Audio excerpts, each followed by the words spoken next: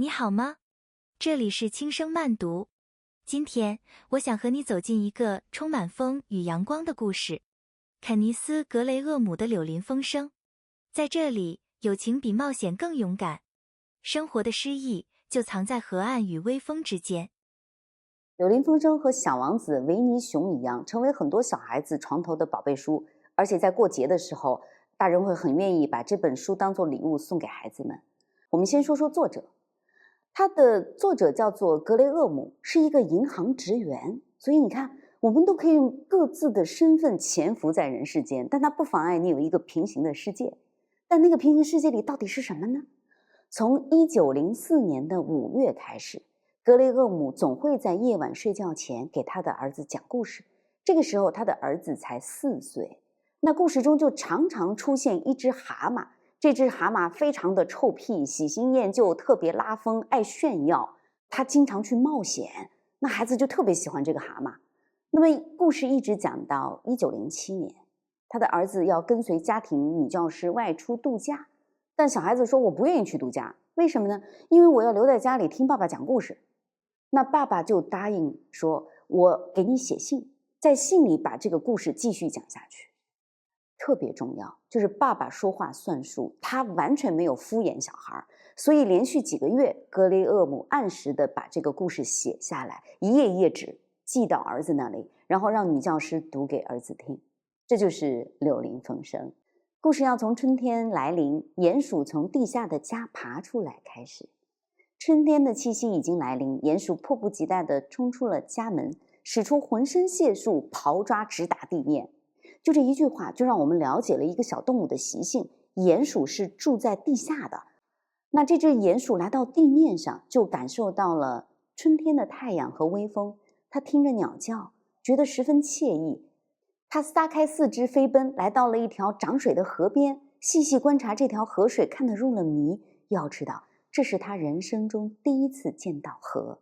你们会说啊，可是生命中的第一次就是这样突如其来，但是不声不响地出现了。它会带来改变吗？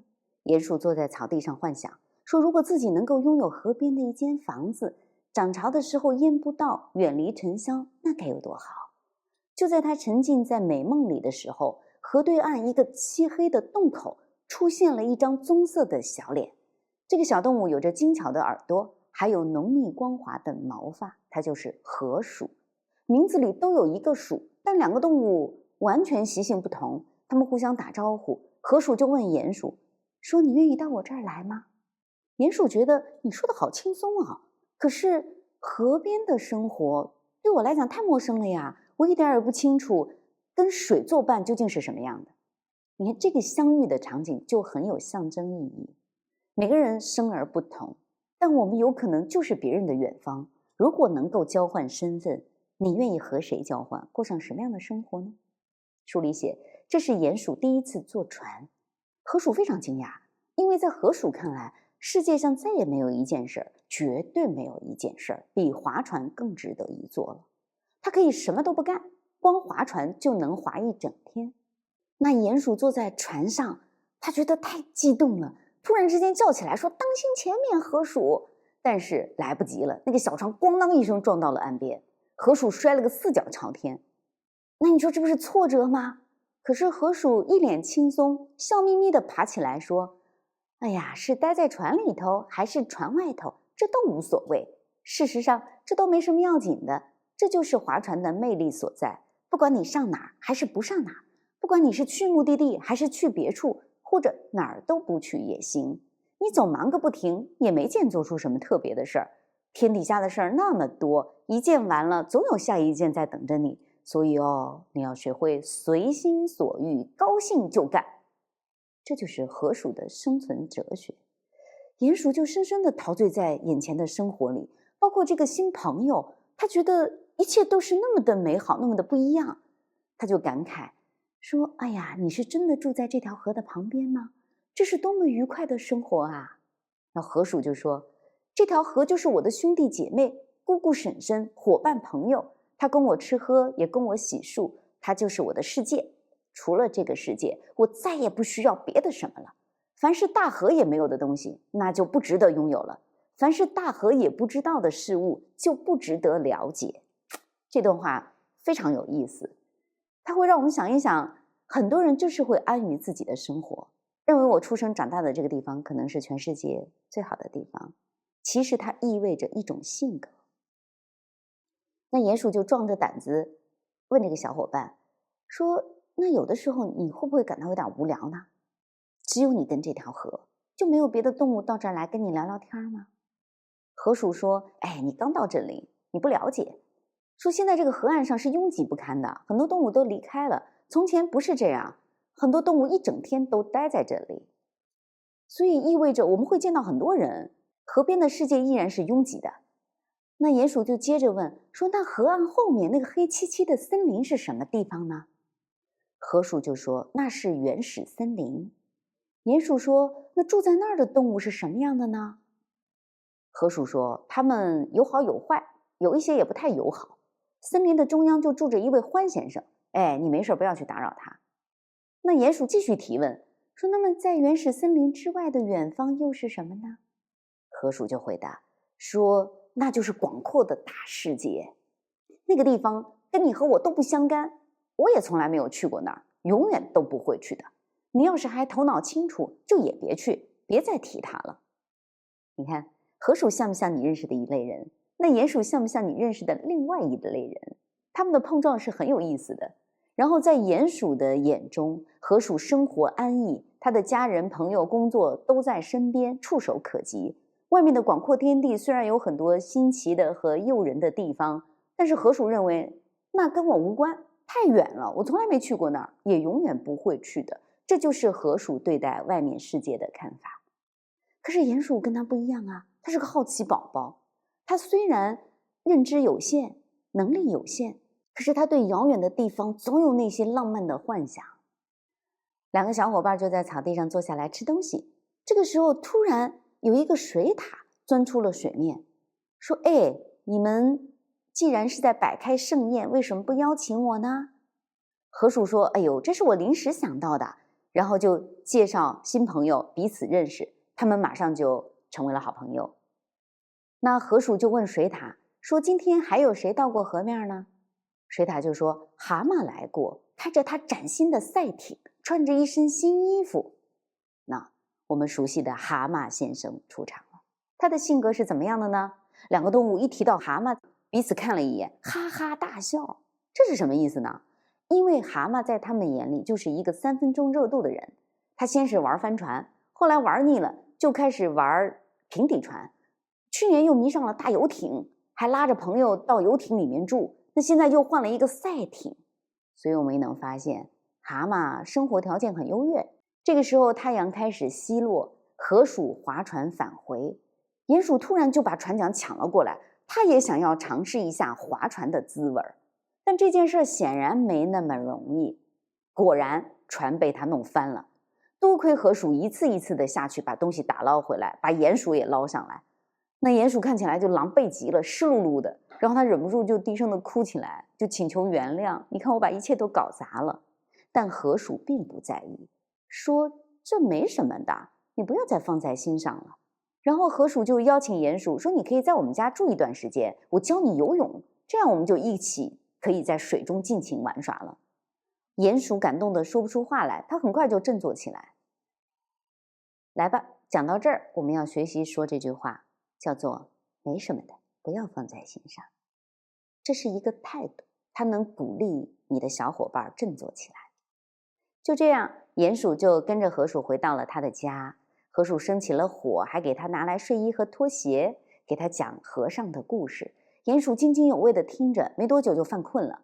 经历了愉快的地面上的一天，他满足地睡着了。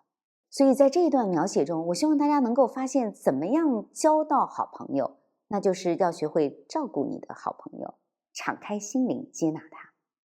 那鼹鼠就这样融入了河鼠的生活，然后他听到了很多关于蛤蟆的故事，所以鼹鼠特别想认识蛤蟆。于是在一个阳光明媚的夏天的早晨，河鼠就带着鼹鼠来到蛤蟆庄园。这是一个非常漂亮宏伟、古色古香的地方，被公认是这一片最好的房子。他们一下船就看到了蛤蟆，他在全神贯注地看一幅地图。蛤蟆说：“你们两个来得正好，我正好需要你们帮忙。”啊，帮什么忙呢？蛤蟆宣布：“我已经发现了一份真正的事业，唯一一件值得一辈子去干的事情。我打算把我的余生都奉献给他。”哦，这是什么大事呢？蛤蟆就带着他们走向马厩，然后给他们展示了一辆非常新的吉普赛篷车，就是一辆马拉的车。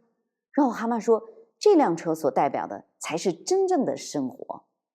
有没有发现，蛤蟆说要终身奉献的这个事儿，就是在他玩腻了赛艇，玩腻了很多东西之后，此刻他又爱上了这个吉普赛车。然后他就让小伙伴们想象一下，说：“哎，我们坐着这个篷车到世界各地去生活、去旅游，这车上应有尽有，什么也不缺。”然后蛤蟆最后说：“咱们今天下午出发的时候，你就会发现什么东西都没落下。”我们听明白了，蛤蟆是希望河鼠和鼹鼠能够跟他一起出发去环游世界。你说哇，这么冲动吗？那我们提到过，河鼠对外面的世界是丝毫不感兴趣的，他只想要守着大河，住在洞里，跟他的小船在一起。可是鼹鼠听完蛤蟆的话，他的眼神里就充满了惊喜，他对外面的世界非常渴望。所以午餐的时候，蛤蟆就天花乱坠的给大家分享旅行中的趣事。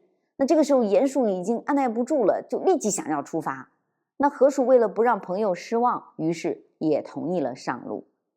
就这样，他们乘着马车出发了，一直走到天色渐晚。他们在草地上安顿下来，晚上睡在篷车的卧铺里。在临睡前，河鼠一直挂念着他的河，他想要回去。那么鼹鼠就有点不忍心了，压低声音悄悄说：“明天一大清早，咱们就跑掉，回到我们亲爱的大河旁古老洞里去，好吗？”但是河鼠拒绝了这个请求，他认为把蛤蟆一个人扔下太不安全了，而且也太不负责了吧。最重要的是，河鼠很了解蛤蟆，他相信这只蛤蟆只是一时烧脑，坚持不了多久的。果然，蛤蟆很快就对旅行失去了兴趣。刚过了2-3天，他就开始想念自己庄园里的大床，想要睡懒觉，觉得出门喂马烧火是一个苦差事。在他们碰上的第一条公路上，发生了一件意想不到的车祸，这改变了蛤蟆的命运。这一天，他们正在悠然自得的前行，突然后面冲过来一辆豪华汽车，非常嚣张的开过来，然后就让他们的马受了惊，蛤蟆的篷车就翻到了路边的深沟里。那么河鼠气得抓狂，那鼹鼠一直在试图安慰那匹马，蛤蟆呢，他的反应是一动不动，看着汽车离去的方向，嘴角挂着幸福的笑容。你说啊，什么鬼？为什么幸福？因为蛤蟆又爱上了汽车。他说：“哇，我浪费了那么多的时间，之前竟然从来也不知道汽车的存在，甚至连做梦都没有梦想过。现在我知道了，我算是彻底明白了。”他明白了什么呢？我们往下听。那辆篷车已经摔得一塌糊涂了。河鼠提议说，我们可以去最近的小镇上把这个篷车修好，而且说一到镇上我们就要去警察局控诉那个开着汽车的人，把他抓起来。但是蛤蟆完全没有把这个计划放在心上，他认为那辆汽车是上天赐予他的美妙礼物，他现在不再需要篷车了，他的眼里只有汽车。河鼠立即觉得蛤蟆简直无可救药，所以到了镇上以后，他也不想修车了。河鼠立即去火车站买票，说3个人坐车回家。他们环游世界的计划就这么结束了，蛤蟆所谓的终身事业到此为止。结果返回家后的第2天，整条河上都在谈论一个新闻，那是关于蛤蟆的。这只蛤蟆一大早又搭车进城去了，他去干什么呢？订购了一辆又大又昂贵的汽车。哇，这个消息可是太爆炸了，连深居简出的獾先生都被惊动了。獾先生是森林里德高望重的存在，他就来找河鼠和鼹鼠，说是时候教训一下蛤蟆了。他们需要去说服蛤蟆，让他成为一只明智的蛤蟆，不然他肯定会出事情的。如此的不负责任，喜新厌旧。我们来看看一个人犯了错会被怎么对待吧，尤其是孩子们可能会觉得那只蛤蟆简直是你太熟悉的心灵挚友。三个朋友去了蛤蟆庄园，一见到蛤蟆，獾就把这个家伙拖进门，厉声的训话，说你把我们那么多的劝告都当成耳边风，你拼命挥霍你父亲留给你的钱财，你横冲直撞净出车祸，还跟警察吵架，你把我们这一代动物的名声都搞坏了。独立自主固然很好，但是我们动物绝不允许自己的朋友变成傻瓜，行为出格，你已经到达出格的边缘了。你的语重心长哦，大概训了3刻钟，然后獾很高兴的出来对大家宣布说，蛤蟆终于认识到自己的错误了，他已经决心永远的放弃汽车了，他向我做出了庄严的保证。然后蛤蟆也出来了，垂头丧气，很悲伤的样子。然后獾就再次当众问蛤蟆说，你对自己过去的所作所为感到后悔了吗？你认识到这些全都是胡闹了吗？蛤蟆脸色阴沉，然后他坚决地说，不，我不后悔，这根本不是胡闹，这是了不起的事情，刚才我只是为了敷衍獾先生。好诚实啊，特别勇敢。然后看到蛤蟆这样的态度，朋友们都很震惊。于是大家决定，我们不走了，我们就住在这个庄园，然后把蛤蟆看管起来。于是大家把蛤蟆锁在卧室里，3个人轮流值班，希望蛤蟆能够恢复理智，直到他清醒一点。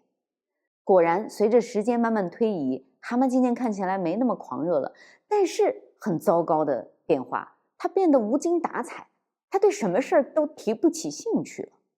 那么有一天，蛤蟆就趁着河鼠值班的时候，他装病，让河鼠去帮他请医生。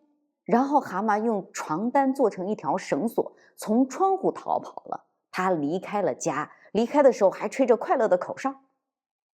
为了防止有人跟踪他，抓到他，蛤蟆逃跑后还换了好几条路线。一路上他觉得自己太聪明了，洋洋得意，我要去冒险。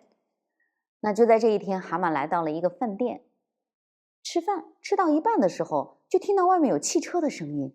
哇，那就是他梦想中的新玩具哦。那辆汽车开进来，停在了饭店的院子里。蛤蟆就按耐不住自己的激动，他围着那个车转，然后他坐在了司机的座位上。接下来他拉动了挡杆，他尝试着把车子开动。他顺利地开着这个车在院子里兜了几个圈，然后一直开出了大门。他把一切都忘在了脑后，只顾眼前痛快，一点都没有考虑其他的事情。发生了什么？对，蛤蟆偷了一辆车。因为他偷了昂贵的汽车，并且造成了公共危害，还对警察熟视无睹，跟人家发生了冲突，所以蛤蟆被抓了起来，他被告了。接下来法官判处他20年的监禁。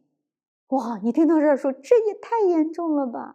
对，可是哀求和抗议都没有用，蛤蟆就被戴上了镣铐，关进了监狱的地牢。这个爱炫耀、爱冒险的蛤蟆成为了一名囚犯。亲爱的说，你可以把这个故事讲给你的孩子听。我女儿在小的时候第一次听到这里，她就很着急的大喊说，这不公平，蛤蟆太可怜了。对，孩子的反应可能是非常直接的。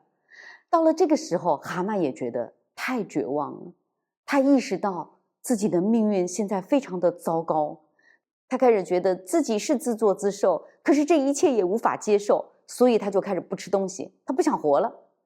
看守他的狱卒就提醒蛤蟆说，你如果觉得这儿的东西太难吃，你可以拿出一点钱，就可以叫外卖。但是蛤蟆还是什么都不想吃，他没胃口。这个狱卒有一个很善良的女儿，他听说了蛤蟆的遭遇，确实有点同情他，就像小孩子一样。然后这个女孩子就给蛤蟆带来了热茶，还有烤得焦黄的黄油吐司。蛤蟆就闻到那个气味，经不住美食的诱惑，他又开始吃东西了。然后他就和这个姑娘聊天，姑娘越是了解蛤蟆，就越是为他的遭遇感到难过。那有一个礼拜四，姑娘就告诉蛤蟆说，我有一个主意，我的姑妈在监狱里面当洗衣婆，那每个星期一的早晨，姑妈就会把监狱里要洗的衣服拿出来，到星期五的傍晚再送回来。然后姑娘想到了什么呢？说，蛤蟆，你跟我姑妈的身材很相像，那你就可以买通我的姑妈，你换上她的衣服，从监狱里逃跑吧。就这样，蛤蟆立即觉得真是个好主意，他就给了那个姑妈足够的金币，达成了协议。那姑妈看在金币的份上，同意了这件事儿，但她也提了一个要求，她希望蛤蟆把自己的嘴堵上，捆起来，扔到角落里。为什么要这样？因为这样的话，姑妈看起来就像是一个受害者，至少能够保住饭碗，不至于被追责。那蛤蟆立即同意了，他就换上了洗衣婆的装扮，很气派地离开了监狱。就这样，蛤蟆重获自由。他决定赶快去火车站买一张票回家。可到了那儿才发现自己身无分文啊，所有东西都在地牢里。这时候怎么办呢？蛤蟆苦苦地思索。那么一抬头发现司机正在给火车加动力，那蛤蟆灵机一动，就去找那个司机开始卖惨，说自己是一个很可怜的洗衣婆，所有的东西都丢了，但是今天晚上我必须要赶回家，因为家里还有几个孩子要照顾呢。那个好心的火车司机就很可怜他，说这样吧，如果你回家后帮我洗几件衬衫，洗好以后送来给我，我就可以让你免费坐我的火车走。蛤蟆立即就同意了，他急匆匆地爬进了驾驶室。其实他心里根本没打算为司机洗衣服，他就不会干这件事儿。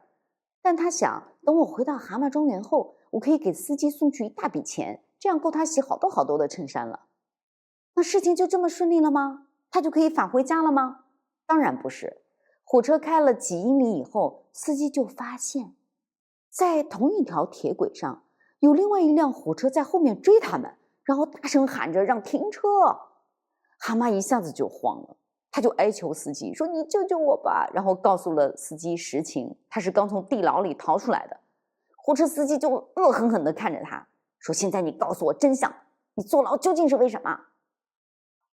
然后可怜的蛤蟆就涨红着脸说：“没什么大不了的事儿，我只不过是趁着一辆车主在吃饭的时候借他的汽车开了一下，反正这时候他们也用不着。我发誓我没有要偷车，可是大家尤其是法官都不相信，他就把这个无意的举动看得很严重。”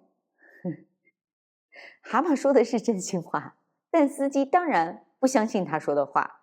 可是蛤蟆在那一个劲儿的掉眼泪，司机又觉得哎呀有点心软。然后火车司机就想出了一个办法，他们马上要经过一个隧道，那个隧道的后面就是一片茂密的森林。那么火车在过隧道的时候，一般后面的车为了保证安全就会减速，大家坐火车可以观察一下啊。所以司机说，那我在过隧道的时候拼命的加速，然后就跟后面的车拉开了距离，等到过完隧道，你要趁此机会马上跳车逃跑，躲起来。就这样，到了逃跑的时机，蛤蟆猛地跳下火车，他滚过一段短短的路基，然后赶快跑到森林里躲了起来。天色已晚，又黑又冷，蛤蟆没有钱，离家和朋友都很远，他就再次陷入了恐惧中。最后他胡乱地找了一个树洞睡了过去。第二天一大早，蛤蟆就醒了。昨晚他的脚趾头被冻得生疼，他想要回家，但是又不认识路，只好漫无目的的游荡。他就沿着一条水渠走，结果这个时候一条木船划了过来，船上有一个胖女人，就跟他打招呼说：“哎，今天真是一个很棒的早晨呐，太太。”因为这个时候蛤蟆还穿着洗衣婆的衣服，所以别人都以为这是一个老太婆。然后蛤蟆就回答说：“确实如此，太太。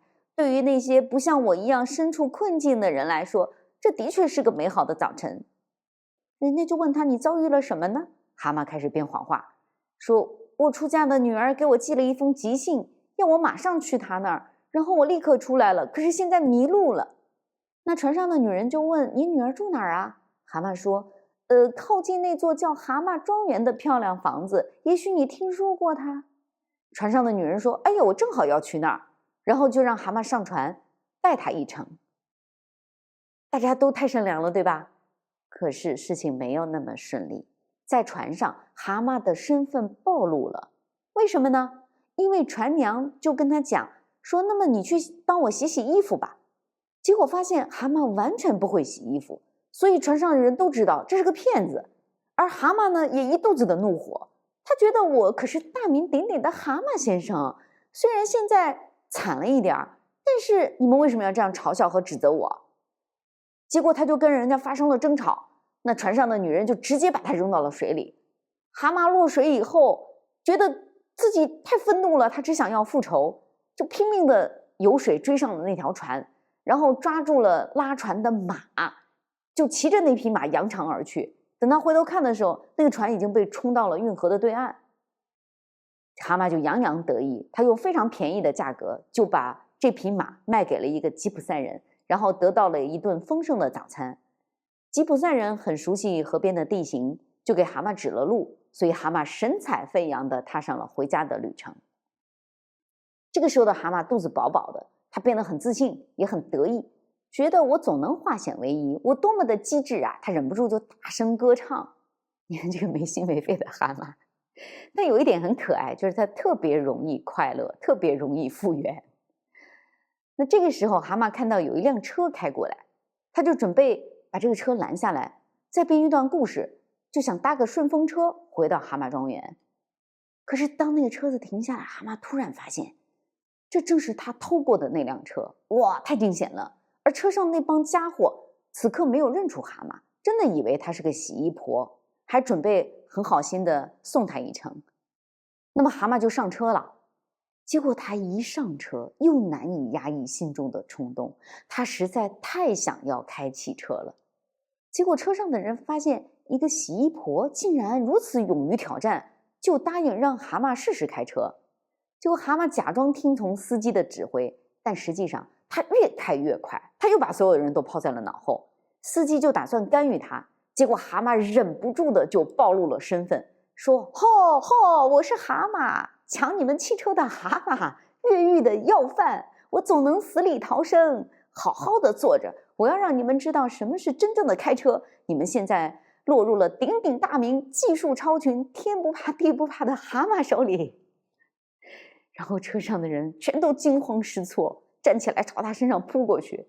蛤蟆猛地就把方向盘转了半圈，结果汽车失去控制，冲到了路边的矮树丛，车陷在了泥潭里。趁着一片混乱，蛤蟆赶快撒开脚就逃跑了。等到他稍微缓过点气儿，看看后面没有追他的人了，他想一想，又觉得我好牛哦，我这么厉害。他又开始大声唱歌赞美自己。就这个时候，远处传来了一阵吵闹声，是司机和2个警察顺着歌声朝蛤蟆追了过来，眼看就要追上他了。慌乱中，蛤蟆就跳到了一个大河里，那个水流非常的湍急，他一直胡乱的拍打着水面，差一点就被淹住了。他口中不停地喘着粗气。那终于到了一个靠近岸边的地方，那里有一个大黑洞，蛤蟆就使出全身的力气撑在这个洞沿上。就这样，他终于能够上岸了。休息了几分钟，他真是累垮了。就在这个时候，蛤蟆看到那个黑洞里有什么东西在一闪一闪，然后慢慢出现了一张脸。这是谁？没错，就是他的好朋友河鼠。这里正是河鼠的家。那蛤蟆此刻非常狼狈，他就对河鼠说：你无法想象，自从上次一别以后，我经历了多少事情，多少考验，多少磨难，但还好，这一切我都扛过来了。然后那些逃亡、乔装，还有那些欺骗别人的招数，然后所有的一切，蛤蟆都绘声绘色的当做吹牛的资本讲了出来。他告诉河鼠他怎么样被关进监狱，怎么逃出来，怎么被扔到了水渠又游上岸，怎么偷到了一匹马，卖了一大笔钱。然后他很得意的总结说：我把所有人都玩得团团转，让他们对我言听计从。哦，谁叫我是一只聪明的蛤蟆，一点儿也没错。你想知道我最后一个壮举是什么呢？别着急，我现在就告诉你。然后河鼠实在听不下去，打断他说：慢着慢着慢着，你先去洗洗干净，不要这么狼狈再来说话。然后等到蛤蟆再次出现的时候，河鼠已经为他准备好了丰盛的饭菜。那吃饭的时候，蛤蟆就一个劲儿的吹嘘他所有的历险。他告诉河鼠自己有多么智勇双全，临危不惧。河鼠非常了解蛤蟆，他当然知道蛤蟆遇到了什么，也知道他眼前无非是在吹牛，他就是自作自受。所以河鼠就开始训斥它。尽管蛤蟆受到了训斥，但他毫不在意，他反而对河鼠说：现在咱们不要再去讨论这些事儿了，喝我们的咖啡，抽我们的烟，安静的聊一会儿吧。然后我就悄悄地漫步回我的蛤蟆庄园，穿上我自己的衣服，一切就会像从前一样继续了。河鼠听到他这么说，突然很激动，说：漫步回蛤蟆庄园？你在说什么呢？难道你还没有听说过那件事儿？发生了什么呢？这可真是一件大事。原来蛤蟆不在家的时候，白鼬和黄鼠狼霸占了蛤蟆庄园。为什么呢？森林里的动物都知道蛤蟆被抓进了监狱，然后大家就四处说蛤蟆这回完蛋了，永远回不来了。所以在一个夜晚，白鼬和黄鼠狼就全副武装去占领了蛤蟆庄园。他们对这个大宅子可真是太喜欢了，他们把守在那里的鼹鼠和獾先生狠狠地殴打了一顿，赶了出去。这下怎么办呢？自己的家被别人霸占了。我们来看看勇敢的蛤蟆先生，他抓起一根棍子，毫不犹豫就冲出了大门，径直来到庄园的前门边上，他要捍卫自己的家。这个想法当然是对的，可是他准备好了吗？我们往下看，只听砰的一声，一颗子弹从蛤蟆头顶呼啸而过，栅栏后面跳出一只黄雪貂，手里握着一杆枪。蛤蟆赶快趴倒在地，还好没有被打中。然后他撒腿就往回跑，失败了呀。那河鼠就告诉蛤蟆说：你这么冲动没有用啊，那么坏蛋们在那里设了岗哨，全副武装，所以你现在先等待，我们要做一个计划。可是蛤蟆不死心，他就不理河鼠那一套，他悄悄地再次尝试划船回到庄园前面的花园。结果他遇到了白鼬，两个白鼬从桥上扔下来大石头，把船砸得沉了下去。愤怒的蛤蟆只好奋力地游回岸边，然后他疲倦地返回河鼠的家，再次告诉朋友这令人失望的战斗经历。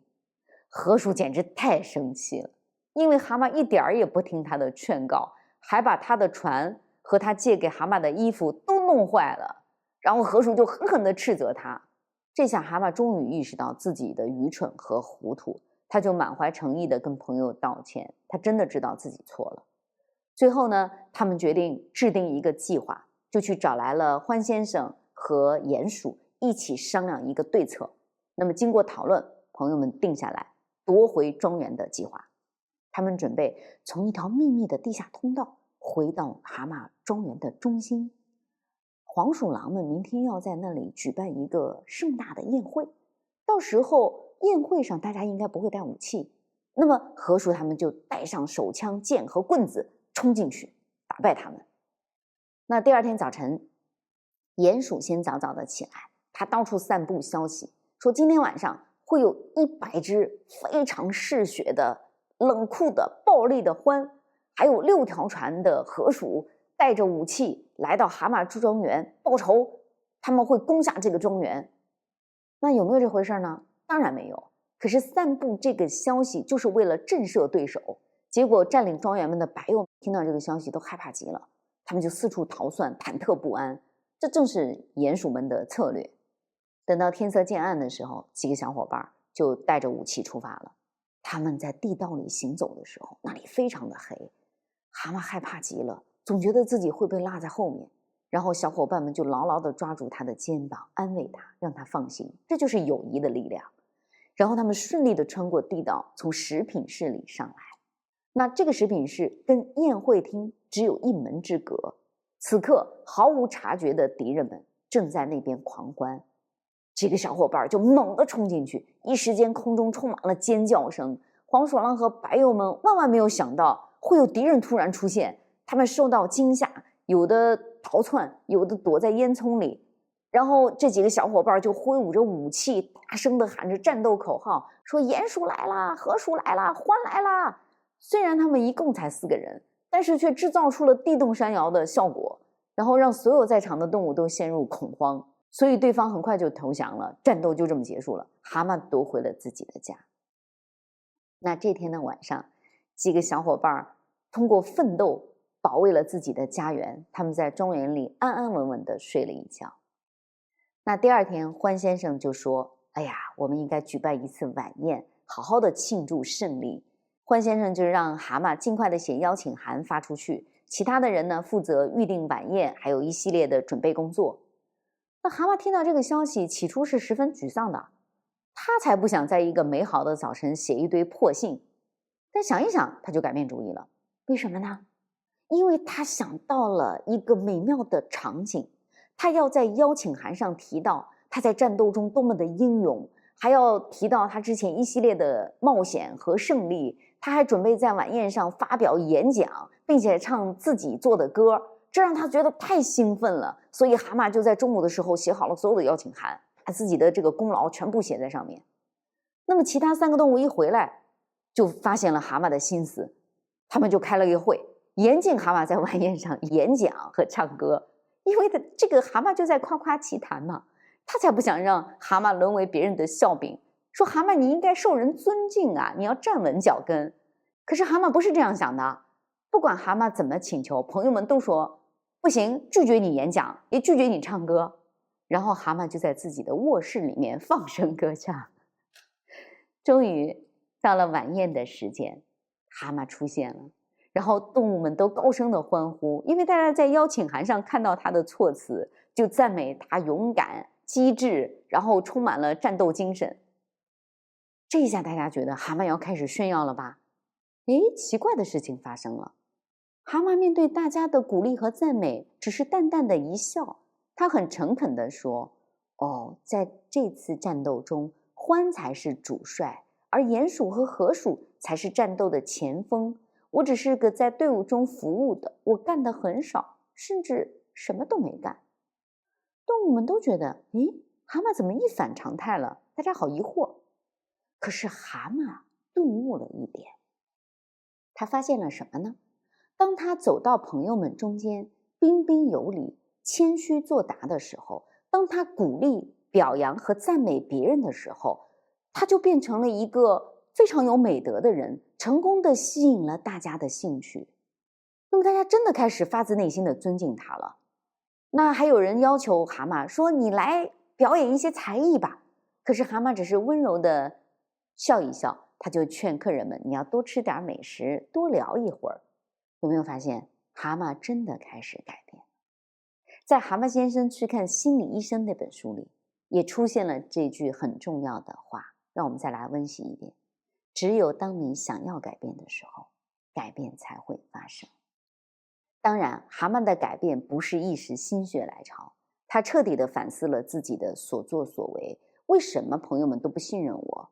为什么有一些人是不喜欢我的？他们不够尊重我。所以他经过和朋友们的讨论和商量，决定去补偿自己以前的那些做得不好的地方。